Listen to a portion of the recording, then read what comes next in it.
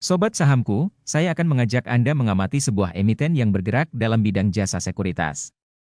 Adalah PT Panin Sekuritas Tbk, emiten dengan kode saham PANS ini adalah perusahaan yang bergerak dalam bidang penyediaan jasa manajemen investasi. Produk dan jasa yang ditawarkan oleh perusahaan ini terdiri dari transaksi efek, pembiayaan nasabah, corporate finance, riset pasar, dan aset manajemen. Video ini sekaligus menanggapi permintaan analisa atas saham PANS beberapa waktu yang lalu. Seperti biasa, kita akan amati dari sisi laporan keuangan secara year-on-year sampai dengan kuartal kedua tahun 2023 ini. Mari kita mulai. Dari sisi aset perseroan, emiten PANS berhasil mencatatkan total aset sebesar Rp2,202 triliun. Aset itu berupa aset lancar senilai Rp2,145 triliun dan aset lainnya sebesar Rp56 miliar. Sedangkan rasio pertumbuhan asetnya, rata-rata berhasil tumbuh sebesar 0,5% tiap tahunnya. Dari total aset yang dimiliki, perseroan mengalokasikan 68,7% atau sebesar Rp1,513 triliun untuk belanja modal atau ekuitas, dengan rasio pertumbuhan ekuitasnya rata-rata sebesar 5,5% per tahunnya. Sedangkan beban liabilitas perseroan sampai dengan kuartal kedua tahun 2023 ini sebesar Rp689 miliar dengan rasio liabilitas terhadap ekuitas berada di 0,3 kalinya. Selanjutnya kita akan amati pendapatan beserta laba perusahaan ini. Sobat sahamku, PT Panin Sekuritas Tbk berhasil membukukan pendapatan rata-rata sebesar Rp412 miliar per tahun. Dari pendapatannya, perseroan berhasil mencetak laba bersih rata-rata sebesar Rp145 miliar. Sedangkan rasio pertumbuhan pendapatan, emiten PANS tumbuh rata-rata di 9,9% tiap tahunnya. Sampai dengan kuartal kedua ini, pendapatan perseroan telah mencapai Rp207 miliar, dan jika disetahunkan maka diprediksi pendapatan perseroan mencapai Rp405 miliar.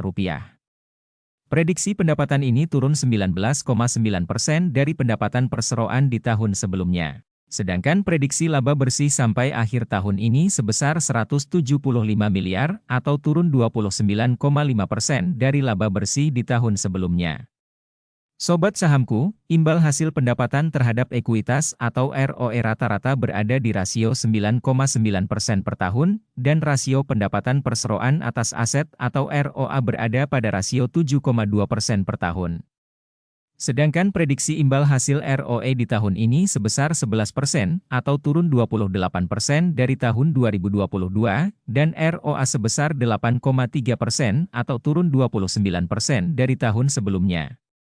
Selanjutnya kita akan amati laba bersih di setiap lembar sahamnya dan apresiasi pasar atas kinerja saham ini. Sobat sahamku, dalam perjalanannya emiten PANS berhasil mencetak laba bersih di setiap lembar sahamnya atau EPS rata-rata sebesar Rp201.